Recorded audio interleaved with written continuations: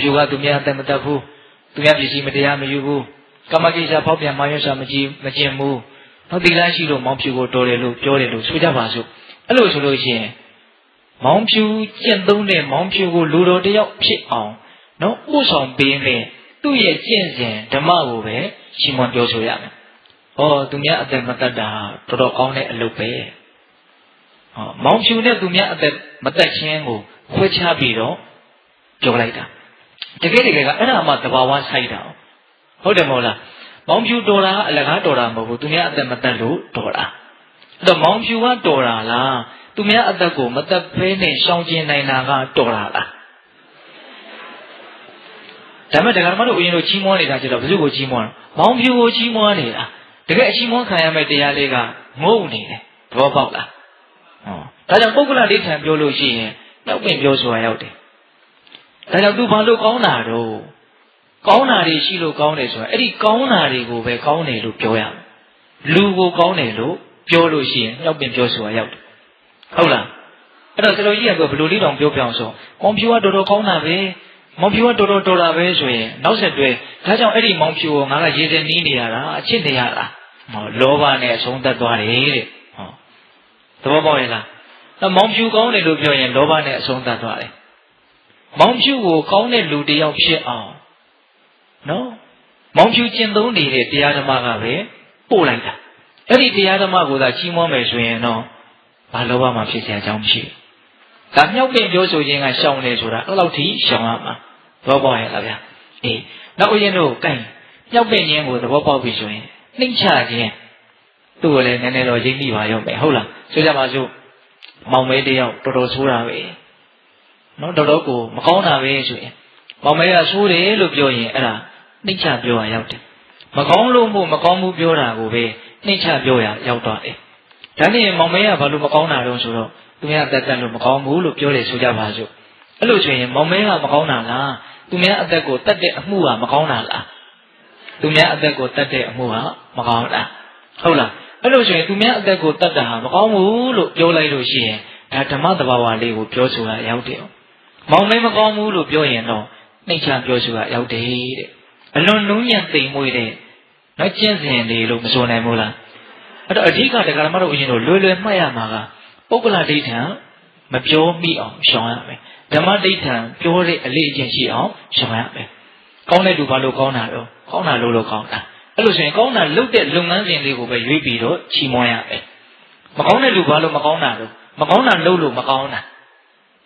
အဲ့ဒါလူကိုကဲ့ရဲ့လိုက်မယ်ဆိုလို့ရှိရင်ရှုံချရရောက်တယ်မောင်မဲတော်တော်ဆိုးတာပဲတော်တော်ညံ့တာပဲဒါကြောင့်အဲ့ဒီကောင်ကိုငါကြည့်လို့မရအောင်ဟောဘာနဲ့အဆုံးသတ်သွားဒေါသနဲ့အဆုံးသတ်သွားတယ်အကယ်၍သာမောင်မဲရဲ့မကောင်းမှုကိုပဲအပြစ်တင်မယ်ဆိုရင်ဒေါသဖြစ်เสียအကြောင်းမရှိဘူးသူများအသက်တတ်တာမကောင်းဘူးဆိုရင်ဘာဒေါသမှဖြစ်เสียအကြောင်းမရှိဘူးဟုတ်တယ်မဟုတ်လားဒါကြောင့်ပိဿပေါင်းသူတော်ကောင်းတို့မြောက်ပင်ရင်ရှုတ်ချခြင်းကိုရှောင်ကျဉ်ခြင်းနဲ့ဆိုရင်ပထမမြောက်ပင်ခြင်းဆိုတာဘာလဲရှုတ်ချခြင်းဆိုတာဘာလဲဆိုတာကိုအရင်နားလည်ရအောင်ပဲအတူတူပြောရမယ်ဆိုရင်တော့ပုဂ္ဂလဒိဋ္ဌံပုဂ္ဂိုလ်တယောက်ကောင်းတယ်လို့ပြောရင်မြောက်ပင်တယ်ပုဂ္ဂိုလ်တယောက်မကောင်းဘူးလို့ပြောရင်နှိမ့်ချရောက်တယ်အဲ့တော့ကောင်းခြင်းမကောင်းခြင်းကိုဖြစ်စေတဲ့ဓမ္မနဲ့အတ္တမကိုသာလည်းချီးမွမ်းရမယ်ကဲရမယ်ဓမ္မကိုသာလည်းချီးမွမ်းရမယ်အတ္တမကိုသာလည်းကဲရမယ်အဲ့လိုတရားလေးကိုပဲကြည့်ပြီးတော့ပြောတာကိုဓမ္မမေဝဘာတေယတရားကိုပဲပြောတယ်ဆိုအဲ့ဒါကိုပြောတယ်ဟုတ်ရဲ့လားနော်ဒါကြောင့်ပိဿပေါင်းသူတော်ကောင်းတို့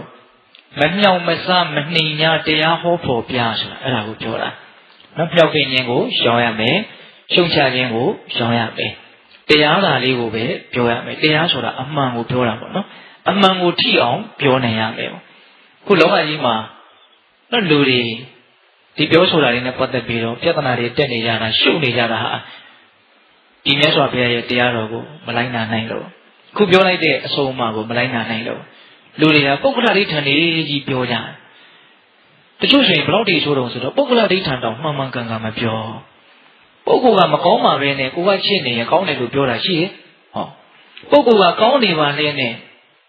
ကိုကမုန်းနေတာနဲ့မကောင်းဘူးလို့ပြောတာတောင်ရှိတယ်တော်တော်ဝမ်းနည်းစရာကောင်းတယ်လောကကြီးကအကတိလိုက်ကြတယ်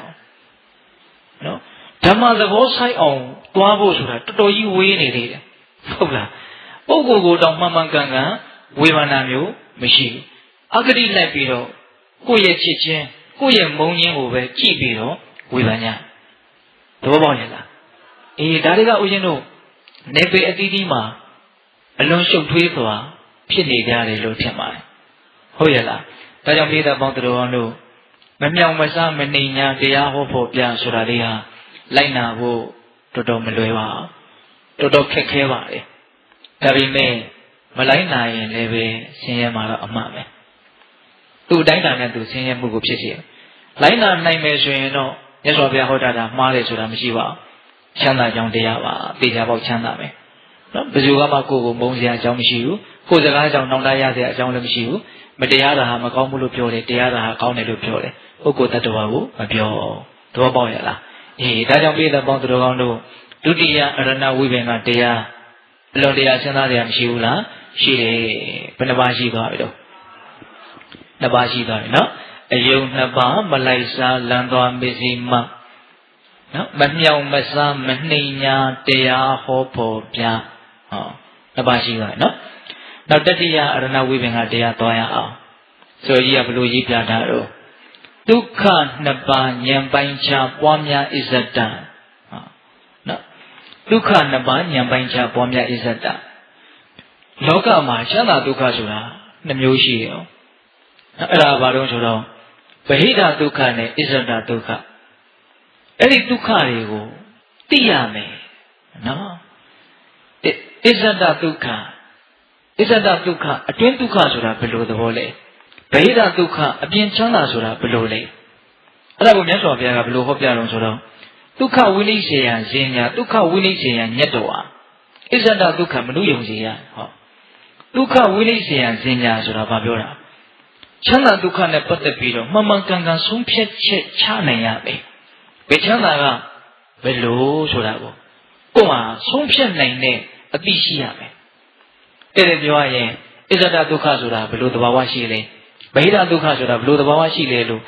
ချမ်းသာခြင်းဆိုတာနဲ့ပတ်သက်ပြီးတော့မှန်မှန်ကန်ကန်ဆုံးဖြတ်နိုင်တဲ့အသိကိုယ်မှာရှိရမယ်အဲ့ဒီအသိရှိပြီးတော့မှဣဇတဒုက္ခ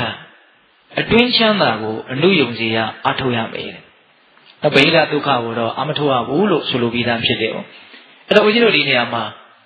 ဗဟိတဒုက္ခဆိုတာနဲ့အရင်စပြီးတော့ပြောမယ်နော်ဗဟိတဒုက္ခဆိုတာကစောစောကကာမဒုက္ခနိကနုယောဂနဲ့နော်တော်တော်များများကြီးတူတယ်လို့ပြောရမှာဟုတ်လားမြင်လို့ဖြစ်တဲ့ချမ်းသာကြားလို့ဖြစ်တဲ့ချမ်းသာနမ်းရှူလို့စားတော့လို့တွေ့ထိလို့ဖြစ်တဲ့ချမ်းသာအဲ့ဒါကိုအရင်တို့ဗဟိတဒုက္ခလို့ခေါ်ပါတယ်ဟုတ်လားအဲ့ဒီဗဟိတဒုက္ခသည်ဘာကြောင့်မြတ်စွာဘုရားကသူ့ကိုအမထုတ်ရဘူးလို့ပြောရအောင်ဆိုတော့ဒုက္ခတွေနဲ့ရင်းပြီးတော့ဒုက္ခတွေနဲ့ပဲအဆုံးသတ်တယ်လို့ပင်ပန်းမှုတွေနဲ့ရင်းပြီးတော့ပဲပင်ပန်းမှုတွေနဲ့အဆုံးသတ်သွားလို့ဗဟိတဒုက္ခကိုမလိုက်စားရဘူးလို့ပြောတာဒါဆိုကြီးကတော့နော်အလွန်ရိုးရိုးရှင်းရှင်းလေးပြောတယ်ပေါ့ဆိုရပါစို့ဟင်းနှစ်ခွက်နဲ့စားလိုက်ရင်လည်းပဲထမင်းတစ်နက်ပြီးပါလေတဲ့ဒါပေမဲ့ယတ္တတဏနောက်ကောင်းကောင်းစားကျင်တာလေးကိုဗဟိတဒုက္ခကိုမမောပြီးတော့ငါကတော့၄ခွက်နဲ့မှစားနိုင်မယ်၅ခွက်နဲ့မှစားနိုင်မယ်ဆိုရင်တော့နှစ်ဆအလိုလိုရလိမ့်မယ်တဲ့လည်းခါကြမှာမဟုတ်ပဲဟုတ်လားဒါကြောင့်ဦးဇင်းကတော့တခါလေးအဲ့လိုရိုးရိုးလေးပြောတာလေးတွေကိုအယံသဘောကျတယ်ပေါ့ဘဝမှာတေချာစဉ်းစားကြည့်ပါအဲ့ဒီဒုက္ခတွေဟာအလကားမရပါဘူးဘာနဲ့ရှင်းရတော့ဒုက္ခတွေနဲ့ရှင်းရတယ်ပင်ပန်းမှုတွေနဲ့ရှင်းရတယ်ဟုတ်လား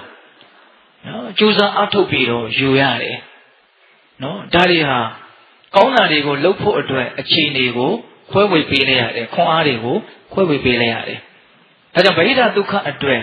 ပေးလိုက်ရတဲ့အရင်နည်းတွေကမနေဘူးပေါ့တချို့ဆိုလို့ရှိရင်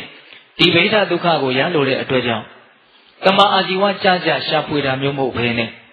လောဘသိအားကြီးလာပြီဆိုရင်မိစ္ဆာအာဇီဝနဲ့ရှာဖွေကြတာတွေမရှိဘူးလားရပြီးရောဆိုပြီးတော့လောက်ကြပြီပြောကြပြီတွေးကြပြီဆိုရင်တော့အဲ့ဒီဗဟိတဒုက္ခကိုရလိုတဲ့ချမ်းသာကတမလွန်ထိလိုက်ပြီးတော့အဲ့ဒါဒုက္ခတွေကိုဆက်ပြီးတော့ဖြစ်ရှင်ပါဟောစဉ်းစားကြည့်နော်ဒုက္ခနဲ့စတယ်ပြီးတော့ဒုက္ခနဲ့ပဲဆုံးသွားတယ်ဒါကိုရလိုတဲ့အတွက်ကြောင့်မဟုတ်တာလုံးမိမယ်ဆိုရင်တော့အလွန်ကြီးကျယ်တဲ့အနာဂတ်ဒုက္ခရှိနေတယ်ပေါ့ဒါကြောင့်ဗဟိတဒုက္ခသည်အန္တရာယ်များတယ်ဘေးကြီးတယ်ဒါကြောင့်မြတ်စွာဘုရားဗဟိတဒုက္ခကိုမလိုက်စားရဘူးလို့အဲ့လိုဟောတာဟုတ်လားဒါလေးတွေကဖိတဲ့ပေါင်းတော်တို့ဘဝမှာအကူက အရိယသူတော်ကောင်းကြီးတွေလည်းမဟုတ်သေးလေတော့ပုထုဇဉ်ဘဝမှာမမောမှုတွေကတော့ရှိနေကြတာပေါ့ဟုတ်လားသို့တော်လည်းပဲအမြင်မှန်လေးနဲ့အသိမှန်လေးနဲ့ဩဒါတွေဟာအန္တရာယ်ရှိတယ်ဒါတွေဟာဒုက္ခတွေကိုများစေတဲ့အရာတွေမျှတာဖြစ်တယ်ဆိုတာကိုမှန်မှန်ကန်ကန်စဉ်းစားတတ်ဖို့တော့မလိုဘူးလားလိုတယ်နော်အဲ့လိုစဉ်းစားခြင်းအပြင်ကိုထိန်းချောင်းသွားမယ်ပေါ့ကိုယ့်ရဲ့အသိဉာဏ်ကဟုတ်လားကိုယ့်ရဲ့အသိဉာဏ်ကပဲကိုယ့်ကိုစောင့်ရှောက်သွားမယ်ပေါ့ဘေးတွေအန္တရာယ်တွေကြီးမသွားအောင်ဒုက္ခတွေများမသွားအောင်စောင့်ရှောက်ဒီဗေဒဒုက္ခကိုရလိုတဲ့စိတ်နဲ့နှုတ်ကြိုးစားကြရင်းနဲ့နော်အထုတ်ကြရင်းနဲ့ပြစ္ဆုတ်ပန်ခြင်းရဲ့တန်တရားခြင်းရဲ့မစိုးနိုင်တဲ့ဆင်းရဲဒုက္ခတွေကိုရင်ဆိုင်သွားကြရတဲ့လူတွေအကြောင်းကိုတတ္တဝါတွေရဲ့အကြောင်းကိုပြောမယ်ဆိုရင်ပြောလို့မကုန်နိုင်အောင်များပါလေအထင်ကြီးဆုံးပြောရရင်တော့ဘယ်လေးပုံမှာဒုက္ခရောက်နေကြတဲ့တတ္တဝါတွေဟာအဲ့ဒီဗေဒဒုက္ခကိုရှာဖွေကြရင်းနဲ့ရောက်သွားကြတယ်လို့မပြောနိုင်ဘူးလားပြောနေနော်ချမ်းသာတစ်ခုမမောမှုကြောင့်ပုရွာဖြစ်သည်များတို့ဒုက္ခပင်လေကျေထက်ကျေသည်ရွယ်တိုင်းမမြောက်နိုင်ပါတကားဆိုတာလေဒါကိုပြောတာပါပဲဟုတ်လားဒီချမ်းသာလေးကိုရခြင်းလို့တကောက်ကောက်လိုက်ရင်းနဲ့ကိုရခြင်းနဲ့ချမ်းသာသည်မရောက်ပါပဲနဲ့ဒုက္ခပင်လေတဲ့ပဲတဝဲလေအချိန်ကုန်သွားကြတယ်အများကြီးမရှိဘူးလားရှိတယ်ဒါကြောင့်မြတ်စွာဘုရားကဒုက္ခဝိနိစ္စယခြင်းညာချမ်းသာခြင်းဆိုတာနဲ့ပတ်သက်ပြီးတော့မှန်မှန်ကန်ကန်ဆုံးဖြတ်နိုင်တဲ့အသည့်ရှိရမယ်ဒုက္ခဝိနိစ္စယညတ္တဝါချမ်းသာဒုက္ခနဲ့ပတ်သက်ပြီးတော့ဘယ်ချမ်းသာကဘယ်လောက်ဆိုတာမှန်မှန်ကန်ကန်သိတဲ့အသည့်ရှိပြီးတော့အစ္ဆဒဒုက္ခအတွင်းချမ်းသာကိုအနုယုံစေရအမှန်မှအားထုတ်ရမယ်ဟောအတွင်းချမ်းသာကိုဘာလုပ်ရမလဲအားထုတ်ရမယ်အတွင်းချမ်းသာကဘာလို့ဆိုတော့အတူဆုံးပြောရရင်တော့တရားကြောင့်ဖြစ်တဲ့ချမ်းသာနော်အတွင်းကိုအာယုံပြုပြီးတော့ဖြစ်တဲ့ချမ်းသာအဲ့ဒါစတော်ကြီးကတော့သူကမျက်စိနဲ့မြင်အောင်ပြောတယ်ပေါ့ဆိုရပါစို့တဲ့အတွင်းချမ်းသာဆိုတာဇမင်မွေးခြင်းခြေတိလက်တိသွားအရေးအစရှိတဲ့သုံးတဲ့ကုဋ္ဌာတကိုရှင်းခြင်းပြီးတော့ဒါပုဂ္ဂိုလ်တ attva ယောက်ျားမိန်းမမဟုတ်ပါတကားဆက်စုပ်ပွဲကုဋ္ဌာတအစုပါတကားလို့ကင်စဉ်းစားလိုက်တယ်ဆိုရင်စိတ်ထဲမှာအေးချမ်းမှုနော်စိတ်ထဲမှာငြိမ်းချမ်းမှုချမ်းသာဒုက္ခဆိုတာအထိုက်လျောက်ဖြစ်လာတယ်နော်အဲ့ဒါဒီအစ္ဆဒဒုက္ခပဲဟုတ်လားမိမိခန္ဓာကိုယ်ကိုစိုက်ကြည့်ပြီးတော့ဖြစ်ပေါ်လာတဲ့သဘာဝတရားတွေကပြောင်းလဲနေတဲ့အရာတွေလို့ဟောအနိစ္စသဘောကိုသိမယ်ဆိုရင်ဟောထိုက်တဲ့ငြိမ်းချမ်းမှုဆိုတာအဲ့ဒီအချိန်မှာမရဘူးလားရတယ်အဲ့ဒါဒီပါချမ်းသာအစ္ဆဒဒုက္ခနော်အတွင်းကိုအကြောင်းပြုပြီးတော့ဖြစ်တဲ့ချမ်းသာသို့တော့အပြင်ကိုအကြောင်းပြုပြီးတော့ဖြစ်တဲ့ချမ်းသာအဲ့တော့ဆိုကြီးကနော်သူ့စကလုံးလေးနဲ့သူကိုက်အောင်လဲပြောသေးတယ်နော်အပြင်ချမ်းသာဆိုတာကိုယ်နဲ့သိမဆိုင်ဘူးတဲ့အပြင်မှဆန်တယ်တကယ်အရေးတကယ်ပြီးမှကိုယ့်ဘက်သားလို့မဆိုနိုင်ဘူးဆိုတဲ့အတိတ်ပဲရောဟုတ်လားအတွင်းချမ်းသာသေးတာနဲ့ကိုယ်ဟာအာကိုရမယ့်ချမ်းသာပြီးတော့သူတခုနှိုင်းရှင်ပြီးတော့ပြတာရှိသေးတယ်အပြင်ချမ်းသာဆိုတာကိုယ်တယောက်တည်းမပြီးဘူးတဲ့အာယုန်တွေကိုမျှော်ရတယ်အာယုန်တွေကိုရှားရတယ်ကိုကကြည့်ကျင်နေပြီကံကြည့်တရားကမရှိဘူးဆိုရင်ဒုက္ခရောက်ပြီတဲ့သဘောပေါက်ရလားကိုကကြားကျင်နေပြီကြားစရာအတန်မရှိဘူးဟောကိုကြားကျင်တဲ့လူရဲ့အတန်တိုင်းနဲ့ကိုကကြားကျင်တာပေါ့ကဲအဲ့ဒီလူကမရှိဘူးဆိုရင်ကိုကြားလို့မရအဲ့လိုဆိုရင်အလိုမကျတဲ့ဒုက္ခပါဝင်လာတယ်သူနှိုင်းရှင်ပြတာကအပြင်ဒုက္ခဆိုတာကိုတယောက်တည်းမပြီးဘူးကိုတယောက်တည်းမပြီးတဲ့အတွက်ကြောင့်မျောလင့်ရတဲ့သဘောရှိတယ်တောင့်တရတဲ့သဘောရှိတယ်ဖြစ်မလာဘူးဆိုရင်အလိုမကျရတဲ့ဒုက္ခရှိလာတယ်အစ္ဆဒဒုက္ခဆိုတာကိုတယောက်တည်းပြီးရတဲ့အလွန်လက်တွေ့ကျတဲ့ဟောပြောချက်လို့ဥယျာဉ်ထင်ပါတယ်ဆိုရင်ဘယ်လိုပြောလို့ဆိုတော့ညတရင်တို့ထပြီးတော့တဲ့ကိုယ့်ရဲ့ခန္ဓာကိုအာယုံလေးစိုက်လိုက်မယ်ထိုက်တဲ့ချမ်းသာဆိုတာရသွားတာဘယ်အဖို့မှမလိုဘူးဘယ်အာယုံမှမလိုပြင်ဘက်ကယူပါယုံတတ်တဲ့ယုံကိုရည်ညွှန်းပြောတာဟုတ်လားအေးဒါကြောင့်ပိဿပေါင်းတော်ကောင်းတို့အစ္ဆဒဒုက္ခနဲ့ဗဟိတဒုက္ခအရေးအသွေးချင်းလည်းမတူဟုတ်လားဒုက္ခနည်းပုံချင်းလည်းမတူဒါကြောင့်မြတ်စွာဘုရားကအစ္ဆဒဒုက္ခကိုသာနဲ့ကြိုးစားပြီးတော့ရှာဖွေရမယ်ထူထောင်ရမယ်လို့ဟောတာဟုတ်လားဒါကိုပဲဦးဇင်းတို့ပိဿပေါင်းတော်ကောင်းတို့ဒုက္ခနှစ်ပါးဉာဏ်ပိုင်းခြားပွားများအစ္ဆဒလို့ပြောတာတဲ့ပြောရရင်တော့ကိုယ်ခန္ဓာရဲ့သဘာဝတရားတွေကိုကိုယ်တိုင်အမှန်တိုင်းသိအောင်ကြိုးစားရင်းဖြင့်အစွဲလန်းဥပါဒံတရားတွေနေပါရမှာတစ်ဆင့်ဖြစ်ပေါ်လာတဲ့ချမ်းသာကိုရအောင်ရှာကြရမယ်လို့ပြောတာဟုတ်ရဲ့လားအဲ့တော့ဦးဇင်းတို့ချမ်းသာစွာနေကြောင်းနိလန်ကောင်း6မျိုးတည်းကဒါ3မျိုးပြီးသွားပြီပေါ့နော်ဒီဒါကတော့အဓိကကြားတယ်လို့ဆိုရမှာပေါ့နော်အယုံနှစ်ပါးမလိုက်စားလမ်းသွားမရှိမှမမြောက်မစားမနှိမ်ညာတရားဟောဖို့ပြဒုက္ခနှစ်ပါးဉာဏ်ပိုင်းခြားပွားများအစ္ဆဒတဲ့ ဒါတွေကဦးဇင်းတို့အလွန်မှအရေးပါတဲ့နေပေါ့နောက်ထပ်3နည်းကြံနောက်ထပ်3နည်းကြတော့စိတ်ဝင်စားစရာကောင်းတာကဘာလဲဆိုတော့ပြောရေးဆိုရေးနဲ့ပတ်သက်ပြီးတော့ပဲဇက်တိုက်ဟောတာစောစောကမမြောင်မစားမနေညာတရားဟောဖို့ပြဆိုတာလေအပြောပဲနော်တန်သုံးပါးရှိတဲ့နက်ကဝစီကံကို4မျိုးဟောတာလေအဲ့ဒါစိတ်ဝင်စားတယ်မကောင်းဘူးလားဒါကြည့်ခြင်းအပြင်ကိုယ့်ရဲ့ပါဇက်ကတွတ်တွတ်ပြောနေပြီပါဇက်နဲ့ပတ်သက်ပြီးတော့အမှားတွေအလွန်များနေပြီဆိုတာကိုခံမှန်းလို့ရနိုင်တယ်မှားနိုင်ကြီးတွေများလို့မို့အများကြီးဟောထားတယ်လို့ဦးဇင်းကတော့ထင်တာပဲအဲ့ဒီကမာကြီးကစဉ်းစားကြည့်နော်အဲ့တော့ဦးဇင်းတော့နောက်ထပ်တတိယမြောက်မြတ်သရုပ်ထမြောက်မြတ်စွာဘုရားဟောတယ်နောက်ချမ်းသာကြောင့်တရားကျတော့ဘာပြောတော့မျက်မှောက်မျက်ကွယ်ဤနှစ်သွယ်ရှိုးပွဲသိတတ်လားနော်ရဟောဝါဒနဗတေယနတ္တမုခခိနံပနေတဲ့နော်ရဟောဝါဒမျက်ကွယ်မှာသူများမကောင်းကြောင်းပြောတဲ့စကားများကိုနဗတေယမပြောရဘူးတဲ့ဟုတ်လားနော်နတ္တမုခခိနံပနေတမုခသူ့ရဲ့ရှေ့မှာမျက်မှောက်မှာခိနံရှုံချတဲ့စကားကိုလည်းပဲနဗတေယမပြောရဘူးတဲ့ဒါတွေကအလွန်အန္တရာယ်ရှိတယ်လို့ထင်တယ်နော်ရှေ့တင်ရှုံချတဲ့စကားပြောမယ်ဆိုရင်တော့တောက်လျှောက်ကိုပဲရံပြရစရာအကြောင်းရှိတယ်ဘယ်တရားဝါဖြစ်ဖြစ်အတ္တဥရှိပြီးတော့နေတာဖြစ်တဲ့အတွက်ကြောင့်ကိုယ့်ကိုယ်တော့ကောင်းတယ်လို့ထင်ကြတာကြီးပဲကိုယ့်ကိုယ်တော့မှားတာတွေလုံအောင်တောင်မှလုတ်တဲ့လုံတယ်လို့ထင်ကြတဲ့လူတွေကြီးပဲကိုလုတ်တဲ့အလုပ်ကိုမှန်တယ်လို့ပြောဖို့မှန်တယ်လို့မပြောနိုင်အောင်တောင်မှလုတ်တဲ့တယ်လို့ပြောဖို့အတွက်အကြောင်းပြချက်ကိုယ်စီရှိနေကြတဲ့လူတွေကြီးပဲဟုတ်တယ်မဟုတ်လားအဲ့တော့အတိတ်ကပါတော့မကောင်းဘူးလို့တော့ကောင်းမပြောနေနဲ့ဟုတ်လားမကောင်းဘူးလို့ပြောခြင်းသည်တောက်လျှောက်တုံ့ပြန်ခံရမယ်အချက်ပဲနောက်တော့ပိဋကပေါင်းသူတော်ကောင်းတို့ကိုရင်းစားရမယ်ပေါ့ကိုကိုမကောင်းဘူးလို့ပြောရင်ကိုခံနိုင်မလား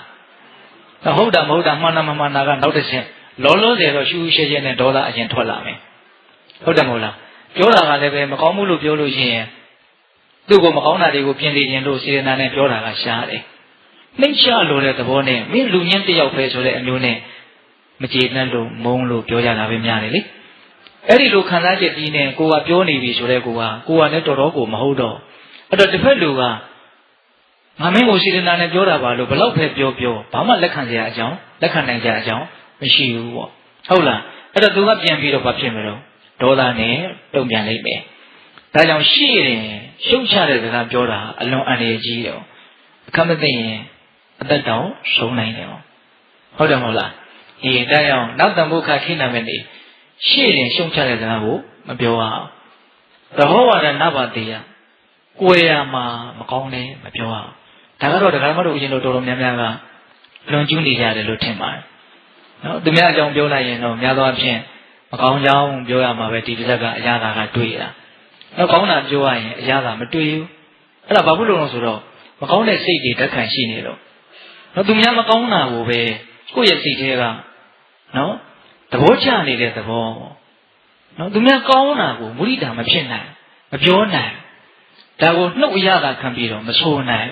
ဟုတ်လားဒါကြောင့်ကိုယ်ရပြောပြီဆိုရင်ဒကာမတို့အရင်တို့တွေကဘလို့စကားတွေပဲထွက်လာမကောင်းကြောင်းတွေပဲထွက်လာတာတကယ်ဆိုရင်လူတယောက်ဟာမကောင်းတာတွေကြီးနဲ့တိဆောက်ထားတာမဟုတ်မကောင်းတာတွေကြီးရှိတာမဟုတ်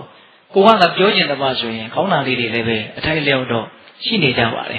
သို့တော့အဲ့ဒီကောင်းတာတွေကိုမျက်ွယ်ပြုတ်ပြီးတော့မကောင်းတာတွေကိုမှရွေးချယ်ပြီးတော့ပြောကြတာလူရဲ့တဘာဝပါဟုတ်ရဲ့လားကောင်းတာတွေအများများပြီးတော့မကောင်းတာတွေနည်းနည်းရှိတာကိုတောင်မှကောင်းတာတွေအများကြီးကိုတကယ်ကိုမမြင်မြင်ဟန်ဆောင်ပြီးတော့မကောင်းတာလေးနည်းနည်းကိုမှမြင်ဖြစ်အောင်မြင်ပြီးတော့ပြောကြတယ်ဟောဒါပစုအကြောင်းတွေကိုပြောနေတာခိုးအကြောင်းကိုပြောနေတာဒကာမတို့အရင်တို့ဒီတိုင်းပဲဟုတ်လားအဲ့တော့ကိုယ်ရမှာသူများအကြောင်းမကောင်းပြောပြီးဆိုရင်ကိုကဆိုကြပါစို့တစုံတယောက်ရဲ့မကောင်းကြောင်းကိုပြောလိုက်ပြီအဲ့ဒီလူနဲ့တွေ့ပြီဆိုတော့ကိုမှနေရာထိုင်ရတဲ့ခက်သူကတော့မသိဘူးဘောကိုကပြောတာလေကိုကပြောထားပြီးတော့ကိုကဘာဖြစ်လဲလိမ့်ပြမတန်အဲ့ဒါကိုကစားကောင်းတဲ့သဘောမဟုတ်တော့ဒါအ ਨੇ ဆုံးတော့ကိုမှအဲ့လောက်ထိကြိုက်သွားပြီဒါသူများမကောင်းကြောင်းပြောနေတဲ့အချိန်မှာဥစဉ်ရဘာတွေထိကြိုက်လဲလို့မမေးနဲ့ကောင်းတဲ့စိတ်နဲ့ပြောတာမဟုတ်ဘူးဆိုတာကိုကအဲ့ဒါထိခိုက်နေပြီဒေါသနဲ့ပြောမင်းမုန်းတီးမှုနဲ့ပြောမင်းမနာလိုမှုနဲ့ပြောမင်းတချို့ဆိုရင်သူများမကောင်းဘူးလို့ပြောလိုက်ရမှတစ်ဖက်လူကကိုယ့်ကိုကောင်းတယ်လို့ထင်လာတာမျိုးဒါကိုမျှော်လင့်တယ်ဆိုလိုတာက သူတို့ကအဲ့လိုမကောင်းတာငါကအဲ့လိုလူမျိုးမဟုတ်ဘူးလို့တွဲလိုက်ပြီးတော့ပြောခြင်းတာဟုတ်လားဒါကြောင့်သူများမကောင်းကြောင်းပြောခြင်းသည်ကောင်းတဲ့စိတ်ဖြစ်ဖို့အလွန်နဲဟုတ်တယ်မဟုတ်လားဒါကြောင့်ပိဿပေါင်းသူတော်ကောင်းတို့သူများမကောင်းကြောင်းမပြောရအောင်ရှေ့တင်ရှုံချတဲ့စကားကိုမပြောရအောင်အဲ့ဒါကိုသာရှောင်နိုင်တယ်ဆိုလို့ရှိရင်ကိုယ့်ရဲ့စိတ်ကလေးကဖြူရှင်တန်ရှင်းမှုဖြစ်ဖို့အတွက်အများကြီးအထောက်အကူပြုတယ်အများကြီးချမ်းသာနိုင်တယ်ဒီနေ့မှာဦးဇင်းတို့ဆန့်ကျင်ဘက်လေးတွေကိုစဉ်းစားရင်းနဲ့တရားကိုနားစီခြင်းနဲ့ပေါ့နော်သူများအတင်းမပြောရင်ရှေ့တင်ရှုံချတဲ့စကားမပြောရင်ချမ်းသာမယ်လို့မြတ်စွာဘုရားဟောထားသောဒေသနာသည်ကိုယ်ရမှာအတင်းပြောရင်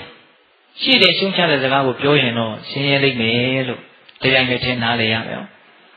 နော်ဒီတရားကနှစ်ခွထွက်တယ်ပေါ့နော်ချမ်းသာစွာနေကြောင်းဒီလံကောင်းများဖြစ်တယ်လို့ဒီလံကောင်းတွေကိုမလိုက်နိုင်ဘူးဆိုရင်ကိုဆင်းရဲအောင်နေလိုက်တယ်လို့ဖြစ်သွားတယ်အဲ့ဒါကတခါတည်းနားလည်ဖို့မလိုဘူးလားပြောတယ်နော်ဒါကြောင့်ဦးဇင်းတို့၄ခုမြောက်အရဏဝိပင်္ဂတရားဟုတ်လားအဲ့ဒါဦးဇင်းတို့မြတ်စွာဘုရားပြောထားတာကအဲ့ဒီထဲမှာမျက်မှောက်မျက်ွယ်ဤနှစ်သွယ်ဆိုးပွဲတိတက်လှဆိုတဲ့နေရာမှာအတင်းမပြောယုံမျှမရှုံးချတဲ့စကားကိုမပြောယုံမျှနဲ့မပြည့်စုံသေးဘူးဆိုကြမလို့တခါတည်းရမှာမတော်တာမရှောင်လားပြောရမယ့်အနေအထားမျိုးရောက်လာပြီဆိုကြပါစို့ပါဇက်ကိုပိတ်နေလို့ရတဲ့အနေအထားမျိုးမဟုတ်တော့ဘူးဟောအဲ့ဒီလိုအခြေအနေမျိုးကမကြုံနိုင်ဘူးလားကြုံလားပြောရတော့မယ်ဆိုတဲ့အခါမျိုးမှာကဲဘယ်လိုစကားကိုပြောမလို့ဟုတ်လားအဲ့ဒါကိုကြတော့မြတ်စွာဘုရားကဘယ်လိုသင်ပြတော့ဆိုတော့ဟုတ်မှန်ကိုလည်းမရှိဘူးအကျိုးလည်းမရှိဘူးဆိုတဲ့စကားဆိုရင်တော့လုံးဝကိုမပြောပြအောင်တင်းတင်းကြပ်ကြပ်ဆောင်ထိန်ရမယ်တဲ့နော်မှန်လည်းမမှန်ဘူးအကျိုးလည်းမရှိဘူးဆိုတဲ့စကားမျိုးလုံးဝမထွက်စေအောင်ကြိုးစားရမယ်ဟောနောက်တစ်ချက်တက်လာပြန်ပြီမှန်တော့မှန်တယ်ကိုပြောခဲ့တဲ့အကြောင်းအရာတွေကအလွန်မှန်တယ်ဒါပေမဲ့ဘာအကျိုးမှမရှိဘူးပြောလိုက်လို့အဲ့ဒီလိုစကားမျိုးလည်းပဲမပြောပြအောင်ရှောင်ရမယ်တဲ့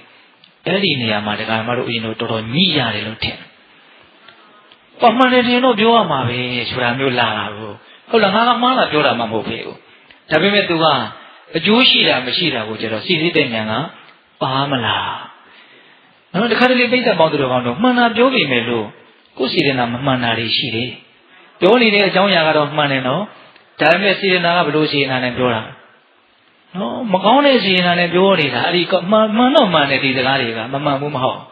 ဒါပေမဲ့မကောင်းတဲ့စီရင်တာတွေနဲ့ပြောတယ်တစ်ဖက်သားအတွက်လည်းဘာအကျိုးမှမရှိဘူးကိုယ့်အတွက်လည်းဘာအကျိုးမှမရှိဘူးဟုတ်လားဒါအကုသိုလ်ဖြစ်ုံများတတ်တယ်ဒါကြောင့်မှန်တိုင်းပြောမယ်ဆိုသောစကားတွေအလွန်တရာမှပိန်းတဲ့အယူအဆလို့မဆိုနိုင်ဘူးလားဆိုနိုင်တယ်ဒါကြောင့်မြတ်စွာဘုရားကနံပါတ်1မှန်လည်းမမှန်ဘူးအကျိုးလည်းမရှိဘူးဆိုရင်လုံးဝမပြောပြအောင်သိသိရတယ်မှန်တော့မှန်တယ်အကျိုးမရှိဘူးဆိုရင်လည်းပဲဒါမပြောနိုင်အောင်ကြိုးစားရမယ်မပြောသင့်ဘူးအဲ့လိုဆိုရင်ဘာပြောရမလို့မှန်လဲမှန်တယ်အကျိုးလည်းရှိတယ်ဆိုတဲ့စကားကိုပြောရမယ်တဲ့ဒီနေရာမှာတော့မှချွတ်ချက်ကလေးကပါနေသေးတယ်အပြောကိုမြတ်စွာဘုရားအများကြီးတင်းကျပ်တယ်နော်မှန်လဲမှန်ပါတယ်အကျိုးလည်းရှိပါတယ်ဆိုတဲ့စကားကိုတောင်မှအခါခသိမပြောရဘူးတဲ့အခြေအနေကိုကြည့်ပြီးတော့အချိန်အခါကိုကြည့်ပြီးတော့ပြောရမယ်တဲ့လွန်သွားပြီဆိုရင်မပြောနဲ့ပြောချိန်မရောက်သေးဘူးစောနေသေးတယ်ဆိုရင်လည်းမပြောနဲ့ဟောအကန့်အချက်ကလေးနဲ့လာနော်ဒီမှန်လဲမှန်တယ်အကျိုးလည်းရှိဟောဒီစကားပြောလိုက်ရင်ဒီလိုတွေတကယ်အကျိုးရှိမှာဟုတ်လားမှန်တာလည်းအလုံးမှန်တယ်ဒါကိုတောင်မှပြောချိန်မကြသေးဘူးစောနေသေးတယ်ဆိုရင်သိဆန္ဒတွေမစောနဲ့ဒါလေးစောင့်လိုက်အောင်သူ့ရဲ့စိတ်အခြေအနေကဘယ်လိုရှိတော့အချိန်ကာလကဘယ်လိုရှိတော့စောင့်လိုက်အောင်ဟုတ်လားဟောတခါတရံကြတော့တချို့စကားတွေကပြောဖို့မလိုတော့ဘူးလွန်သွားပြီပြောလည်းပဲအကြောင်းမထူတော့ဘူးဆိုတာရှိတယ်အဲ့လိုလွန်သွားရင်လည်းဗါတယ်လို့ပြောရဘူးတဲ့ဟုတ်လားအဲ့လိုဘိဓပေါင်းသူတော်ကောင်းတို့မျက်မှောက်မျက်ွယ်ဤနှစ်သွယ်ဆိုးပွဲတိကျလှဆိုတာရဲ့အောက်မှာအဲ့ဒီအသေးပဲတွေရှိတယ်ဟုတ်လားဒီမျက်မှောက်မျက်ွယ်ဤနှစ်သွယ်ဆိုးပွဲတိကျလှဘယ်လောက်ထိသိရမလဲလို့မပြောရင်စကားတွေအလွန်ကျေဝန်းသွားမယ်နော်ဒါကတော့ဦးဇင်းတို့အချင်းချုပ်လေးပဲပြောတာပါဟုတ်လားစကားနဲ့ပတ်သက်ပြီးတော့ပြောဆိုစရာတွေကအလွန်များတယ်ပေါ့နော်သိကြတာကတော့ဒကာဓမ္မတို့ရောဦးဇင်းတို့ရောစကားကိုကောင်းကောင်းမပြောတတ်ကြသေးဘူးဆိုတာကတော့သိကြပါလေ။ဘာကိုကြည်တော်အဖြစ်သိနိုင်တော့ကိုအပြောကြောင့်ကိုဒုက္ခရောက်ရတာကိုကြည်တော်အဖြစ်သိနိုင်တယ်ပေါ့။ဟုတ်ရလား။ဒါကြောင့်စကားနဲ့ပတ်သက်ပြီးတော့ဟောနောက်ထပ်ဆုံးမတော်မူချက်တစ်ခုဆက်ပြီးတော့နားယူကြည့်မယ်နော်။ဘယ်နှခုရှိသွားပြီတော့ ၄ခုရှိသွားပြီ၅ခုမြောက်ရောက်သွားပြီနော်၅ခုမြောက်ကဘာပြောတော့မလျင်မစောစကားပြောချောမောဝိသိမ်စွာတဲ့နော်ခုနကတော့မှန်တဲ့စကားကောင်းတဲ့စကားအချိန်ကာလကြည့်ပြီးတော့ပြောပြီးဆိုတဲ့အခါမျိုးမှာတောင်းမှမြန်မြန်ဆန်ဆန်ကြီးမပြောနဲ့တဲ့အလိုတကြီးမပြောနဲ့နော်အေးအေးစီစီမှန်မှန်ကန်ကန်လေးနော်ပုံမှန်ကလေးပြောမြန်မြန်ဆန်ဆန်ပြောလို့ရှိရင်ရသော်ဘုရားဘာပြောတော့ဆိုလူလဲပင်ပန်းနေတဲ့စကားမြန်မြန်ပြောလို့ရှိရင်နော်စိတ်လဲနွမ်းနေတဲ့အတန်လဲဖြစ်တယ်တဲ့လေချောင်းလဲနာတယ်ကိုယ့်ရဲ့စကားကမတန်ရှင်းဘူးတဲ့တစ်ဖက်သားလဲနားမလဲလွယ်ဘူးတဲ့အပြစ်6မျိုးပြတယ်နောက်စကားပြောမြန်ရင်းကိုမြတ်စွာဘုရားအဲ့လိုထောက်ပြတယ်နော်ဒါငယ်ငယ်လေးကစာဦးစင်းကဒီဒေသနာလေးကိုကြားဥပါတယ်ဒါပေမဲ့စကားပြောကတော့တိတ်ပြီးတော့နှေးသွားတယ်လို့မရှိဘူးဖြစ်ဟုတ်လားနော်စကားကိုမြန်မြန်ဆန်ဆန်အလိုတကြီးပြောတာဟာအဲ့ဒီအပြစ်တွေရှိတယ်ဆိုတာလည်းပဲတရားဓမ္မတို့ဦးဇင်းတို့နားလည်ပြီးတော့နော်မှန်မှန်ကလေးပါတော့ပြောရမယ်ဒါဆိုရင်လူလည်းမပန်းဘူးစိတ်လည်းမနွမ်းဘူးလေချောင်းလည်းမနာဘူးအတန်လည်းမပြတ်ဘူးကိုပြောတဲ့စကားလုံးတွေကတန်ရှင်းတယ်ပြီးပြင်းတယ်ဒါကြောင့်မလို့တစ်ဖက်လူလည်းပဲလွယ်လွယ်လေးနားလည်သွားတယ်အောင်ရှင်ဘာပြောလိုက်မှမသိဘူးဝိရဝါဒနဲ့ဆိုတော့စဉ်းစားနေရပြီတစ်ဖက်လူလွယ်လွယ်နဲ့နားမလဲဘူးဒါကြောင့်ပိဋကပေါင်းတော်ကောင်းတို့အတ္တရမာနောဝဘာတေယနောတရမာနောအတ္တရမာနောနော်မမြင်မဆန်ပဲပြောတဲ့အလေးကျင့်နဲ့ဘာတေယပြောရမယ်နော်တရမာနောမြန်မြန်ဆန်ဆန်ပြောတာမျိုးကိုနောဘာတေယမပြောဆိုရဘူးလို့မြတ်စွာဘုရားက5ခုမြောက်ချမ်းသာကြောင်းတရားကိုအဲ့လိုဟောတယ်နော်အဲ့တော့ဦးဇင်းတို့နောက်ဆုံး6ခုမြောက်ရောက်လာပြီနော်နောက်ဆုံး6ခုမြောက်ကြတော့ဘာပြောတော့အရက်စကားမလွန်ညာ6ပါးအရဏနော်အဲ့ဒါကြတော့ဦးဇင်းတို့အဓိပ္ပာယ်ကဘာပြောလို့ဆိုတော့ဇနဗရနိရုဒ္ဓေနာဘိနိဝေတေယနော်ဒီအရက်ဒေသမှာဒီအဓိပ္ပာယ်နဲ့ပြောတဲ့စကားကိုကအဲ့ဒါကြီးကိုယ့်အရက်ဒေသမှာပြောတဲ့စကားကိုအရန်ကြီးအဆွဲအလန်းမထားရသူများအရက်ဒေသကပြောတဲ့စကားကိုမှားတယ်လို့ကိုယ်မငင်းရအောင်ဟုတ်လားတာမင်ညာနာတိဒါဝေယနော်ဟောပုံမှန်ဒီအဓိပ္ပာယ်ထွက်တဲ့စကားတွေကိုမဟုတ်ဘူးလို့သွားပြီးတော့မငင်းဆိုရအောင်နော်အဲ့ဒါကိုဆိုကြီးကတော့သူငယ်ငယ်တုန်းကအတွေ့အကြုံလေးတွေနဲ့သူပြောပြတယ်နောက်တစ်ခါဦးဇင်းတို့ဟိုမင်းဟိုဥဖို့ဘက်ကိုရောက်တော့ဦးဇင်းတို့ကျင်ဟင်းငါးသီးကြီးတွေတီးနေတာမြင်တယ်တဲ့ဆိုကြီးကသူ19နှစ်သားလောက်ရောက်တော့သူကပြောမိတာပေါ့ဟာကျင်ဟင်းငါးသီးကြီးတွေကလှလာရည်လားချောလာရည်လားပေါ့ကြီးဆိုတော့အဲ့လိုပြောတော့ဝိုင်းပြီးတော့ရည်ရတယ်တဲ့ဘေးကကိုရင်နေသူနဲ့ရွယ်တွေကဟာဘလို့ရည်တောင်းဆိုတော့ဘယ်မှာတော့နဲ့ကျင်ဟင်းငါးသီးအဲ့ဒါကျင်ဟင်းငါးသီးမဟုတ်တာကျင်ငါးသီးလို့ပြောတယ်တဲ့အဲ့ဒါတကယ်လို့ညင်းမယ်ဆိုရင်တော့ညင်းရဖို့ပဲရှိတယ်ပေါ့နော်ကျင်ဟင်းငါးသီးလို့ပဲပြောကျင်ငါးသီးလို့ပဲပြောအဲ့ဒီအဖုထစ်လေးတွေထွက်နေတဲ့အတီးလေးကိုရည်ညွှန်းတာဆိုတာတော့လူတိုင်းသိပါတယ်လူရင်းကတော့ဒါပဲလေအဲ့ဒါကိုအပြောမတူတာလေးနဲ့ညင်းနေမယ်ဆိုရင်တယောက်နဲ့တယောက်အနည်းဆုံးစိတ်ထဲမှာအဖုထစ်ကလေးတွေဖြစ်သွားမှာအောင်ဒါကြောင့်ဒါမျိုးကိုမငင်းရအောင်ဘာမှအရေးမပါတာတွေကိုငင်းမနေနဲ့လို့လေအတိပ္ပယ်ကိုချစ်ပြီးတော့နားလေသင့်တယ်တာမင်ညာနာတိတာဝေယဟုတ်လားဘာမှမဟုတ်တာလေဘာမှမထူးတာလေဒါတွေကိုဘာမှသိပြီးတော့ရည်ကြီးခွန်ကျက်လုပ်ပြီးတော့ငင်းဆိုမနေနဲ့ပြောတာလေးလေသူတို့မြင်းညာဘက်ကနွားရိုက်တဲ့ချိန်နွားမောင်းတဲ့ချိန်ကိုနဂံလို့ခေါ်တာဦးဇင်းတို့ရွှေဘိုဘက်ကမန္တလေးဘက်ကကျတော့အဲ့ဒါကိုတပြာလို့ခေါ်တယ်နော်ဦးဇင်းတို့ရွာလည်းတပြာလို့ပဲခေါ်တယ်ဘာမှမဆိုင်ဘူးစကလုံးတွေကတစ်လုံးမှမတူဘူးဘာပြောလို့ပြောမှတော့မသိဘူးဒါပေမဲ့နွားကိုသွားအောင်မောင်းနေဒုတ်တန်လေးတစ်ချောင်းကျိန်လေးတစ်ချောင်းဆိုတာတော့လူတိုင်းသိတယ်ဟုတ်လားဒါကြောင့်ဆိုလိုတာကအဲ့ဒါလို့အများဆုံးဟောအားတွေနဲ့ပတ်သက်ပြီးတော့ကိုလည်းနားလည်နေတာပဲသိနေတာပဲဒါကိုကိုယ့်ရဲ့ဒေတာကပြောတဲ့စကားနဲ့မတူတာနဲ့မငင်းရအောင်ပေါ့နောက်ဦးရင်တို့ငယ်ငယ်တုန်းကရွာမှာနောက်လို့ကြည့်ဘူးတကူဆိုရင်တကူလို့မခေါ်ဘူးတချောင်းလို့ခေါ်တယ်ကိုကဒါပဲမှန်တယ်လို့ထင်တာအဲ့မြို့ရောက်သွားတဲ့ခါကျတော့သူများတကူလို့ပြောတော့ကိုကပဲရည်ချင်းနေတယ်ပြီးတော့ကိုကပဲမှားနေတယ်မှားတယ်မဟုတ်ပေါ့လေကိုကအနည်းစုဖြစ်နေတယ်အဲ့ဒါဦးဇင်းတို့တွေတိုးကြတယ်ဟိုဘက်ကရွာကြတော့အဲ့ဒီနိုးဒီဘူးလေးကိုဘယ်လိုခေါ်ဆိုတပရောက်တယ်တပရောက်နှစ်ပရောက်လို့အဲ့လိုခေါ်တာလည်းရှိတယ်ဟုတ်လားထားပါတော့လေဒါတွေကိုပြောရရင်မဆုံးဘူးပေါ့အဲ့တော့ဆိုလိုတာကဘယ်လိုလေးမှတ်ရမှာလားဘာမဟုတ်တဲ့အကြောင်းအရာလေးတွေကိုပြောဆိုကွဲပြားခြားနာတာလေးကိုအခြေခံပြီးတော့မငင်းရဒါပဲဟုတ်လား ဒါကြောင့်ဒေသကောင်းသူတော်ကောင်းတို့ချမ်းသာကြောင်းတရားထဲမှာအပြောဆိုနဲ့ပတ်သက်ပြီးတော့မြတ်စွာဘုရားဆုံးမတာကဘယ်နှပါးဖြစ်နေတော့၄ပါးဖြစ်နေတယ်နော်အပြောဆိုနဲ့ပတ်သက်ပြီးတော့၄ပါးဖြစ်နေတယ်မမြောင်မစားမနှိမ်ညာတရားဟောဖို့ပြမျက်မှောက်မျက်ွယ်ဤနဲ့တွေ့ဆိုပွဲတည်တတ်လှမလင်မစောစကားပြောချုံမောမွေးတိမ်စွာအယက်စကားမလွန်ညာ6ပါးအရဏတဲ့ဟုတ်လားအဲ့တော့ဦးဇင်းတို့ဒီ6ခုကိုပြန်ပြီးတော့အနှစ်ချုပ်ကြည့်ရမယ်ဟုတ်လားနံပါတ်1ချမ်းသာကြောင်းတရားကဘာလဲတော့အယုံ2ပါးမလိုက်စားလမ်းသွားမစ္စည်းမနောက်ကမ္မသုခန္တိကနုယောဂအကျင့်အတ္တကိလမထနုယောဂအကျင့်တွေမှာမကောင်းတဲ့အဖြစ်တွေရှိတဲ့အတွက်ကြောင့်အဲ့ဒီအစွန်း2ပါးအယုံ2ပါးကိုရှောင်ပြီးတော့မစ္စည်းမပရိပဒအကျင့်မြတ်လို့ဆိုတဲ့မဂ္ဂင်7ပါးကိုကျင့်သုံးရမယ်အမြင်မှန်ကိုကြည်ထွားအောင်မွေးမြူရမယ်ပေါ့ဟုတ်ရဲ့လားပြီးတော့ဗါလဲလို့နံပါတ်2ကမမြောင်မစားမနှိမ်ညာတရားဟောဖို့ပြဟုတ်လားမြောက်တယ်ဆိုတာဘာလဲနှိမ့်ချတယ်ဆိုတာဘာလဲဆိုတော့ကအจิตတော်ပြောတယ်နော်ပုဂ္ဂလဒိဋ္ဌံကောင်းတယ်လို့ပြောရင်မြောက်ပြောတာရောက်တယ်ဟုတ်လားပုဂ္ဂလဒိဋ္ဌံမကောင်းမှုလို့ပြောရင်နှိမ့်ချပြောတာရောက်တယ်ကောင်းမှုကကောင်းတယ်မကောင်းမှုကမကောင်းဘူးလို့နော်ကောင်းတဲ့အလုပ်မကောင်းတဲ့အလုပ်ကိုသာလည်းပြောမယ်ဆိုရင်တော့တရားသဘောကိုပဲပြောရရောက်တယ်ဟုတ်လားနောက်ပြီးတော့တတိယချမ်းသာကြောင်းတရားကဘာလဲတော့ဒုက္ခ2ပါးဉာဏ်ပိုင်းခြားပွားများဣဇဒ္ဒဣဇဒ္ဒဒုက္ခဗေဒဒုက္ခလို့ဒုက္ခ2မျိုးရှိတဲ့နေ့ကဘယ်ဒုက္ခကအန္တရာယ်ရှိတယ်ဘယ်ဒုက္ခကအန္တရာယ်ကင်းတယ်ဘယ်ဒုက္ခကတကယ်ကောင်းတယ်ဘယ်ဒုက္ခကတကယ်မကောင်းဘူးဆိုတာကိုဉာဏ်နဲ့ပိုင်းခြားဆုံးဖြတ်ပြီးတော့ဣဇဒ္ဒဒုက္ခအတွင်းချမ်းသာလို့ဆိုတဲ့တရားကြောင့်ဖြစ်တဲ့ချမ်းသာကိုရအောင်ရှာဖွေပွားများအထောက်ရမယ်နော်နောက်နံပါတ်4တရားကဘာလဲတော့မျက်မှောက်မျက်ွယ်ဤနဲ့တွေ့ဆိုပွဲတည်တတ်လားမျက်ွယ်မှာသူများမကောင်းကြောင်းမပြောရဘူးရှိတယ်လည်းပဲရှုံချတဲ့စကားကိုမပြောရဘူးအကယ်၍ပြောတော့မယ်ဆိုရင်လည်းပဲမမှန်တဲ့အကျိုးမရှိတဲ့စကားကိုမပြောရဘူး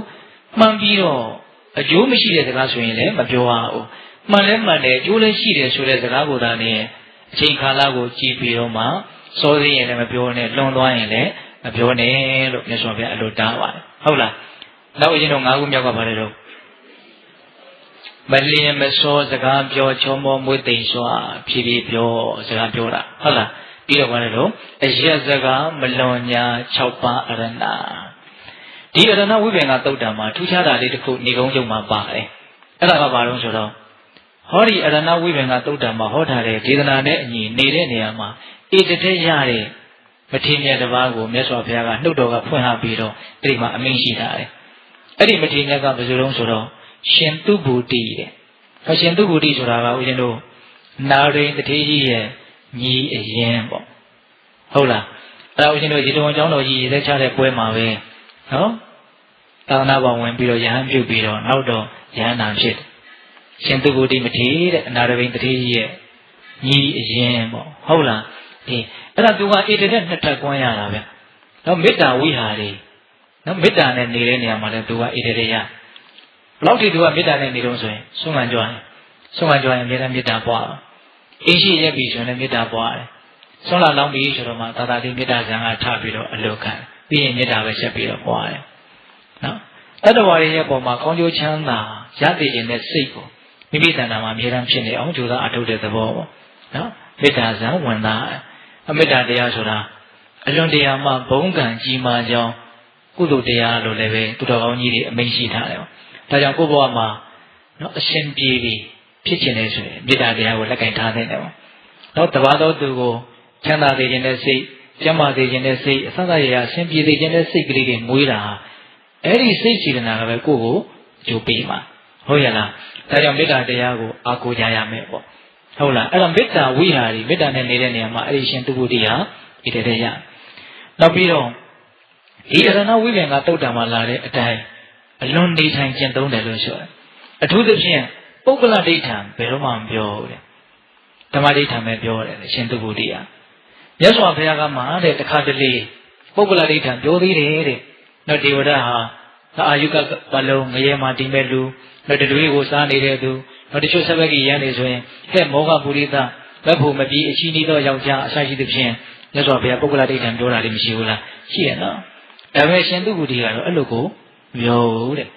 ဒါကတော့မြတ်စွာဘုရားကချီးမွမ်းပြီးတော့ဟောထားတာသူဘုဒ္ဓဟာဒီအကျင့်ကို ကျင့်သုံးတဲ့ပုဂ္ဂိုလ်ဖြစ်တယ်လို့မြတ်စွာဘုရားချီးမွမ်းထားတယ်။အဲ့ဒါဓမ္မတို့ဦးဇင်းတို့ရာနှုံးပြည့်ကြီးဒီအကျင့်တွေကိုမကျင့်သုံးနိုင်တော့မှဒါတွေဟာအလွန်ကောင်းမွန်တဲ့မှန်ကန်တဲ့ချမ်းသာကြောင့်ဒီလံကောင်းတွေပဲလို့နားလည်ပြီးတော့အဲ့ဒါလောက်ကျင့်သုံးနိုင်မယ်ဆိုရင်ကိုပဲ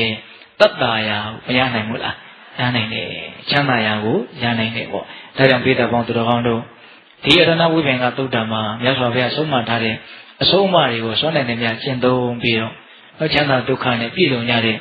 နောက်ဆုံးမဲ့ညာပူညာဖြင့်အချမ်းသာသောနိဗ္ဗာန်ကိုမျက်မှောက်ပြုနိုင်ကြတဲ့သူတော်ကောင်းတွေဖြစ်ကြပါစေလို့ဦးဇင်းတို့ဆန္ဒပြုပြီးတော့မေတ္တာပူရင်းဖြင့်နော်ချမ်းသာစွာနေနီလို့တရားကောင်းစဉ်ပြီးတော့ဟောတဲ့ဒီတရားကိုအဆုံးသတ်ကြရအောင်နော်ဘဝတုသဗ္ဗမင်္ဂလာရခန္တုသဗ္ဗဒေဝတာသဗ္ဗဗုဒ္ဓ ानु ဘာဝေနတရာဒုက္ခိဝန္တုတိ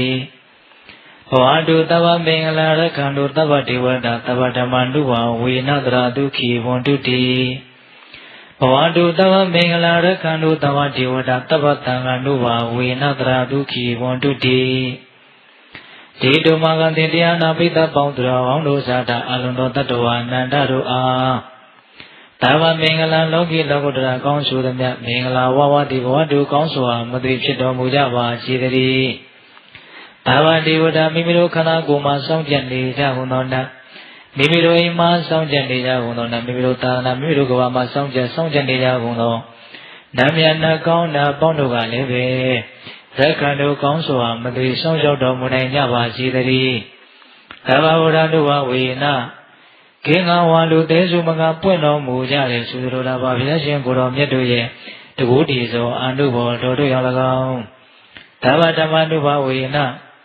မေရိတံဘုရိတံနိဗ္ဗာန်ပရိတိယဆိုသောစေတံတော်တရားတော်မြတ်တို့ရဲ့တကူတည်သောအာနုဘော်တော်တို့ရောက်၎င်းသဗ္ဗသံဃာ ानु ဘာဝေန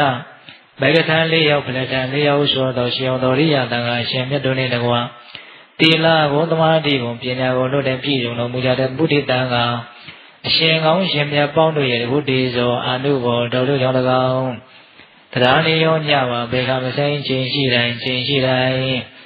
ဒုက္ခိကိုယ်စိတ်တရားကြောင့်မှချမ်းသာခြင်းရှိကြကုန်သည်ဘဝတုကောင်းစွာမသိဖြစ်တော်မူကြပါစေတည်း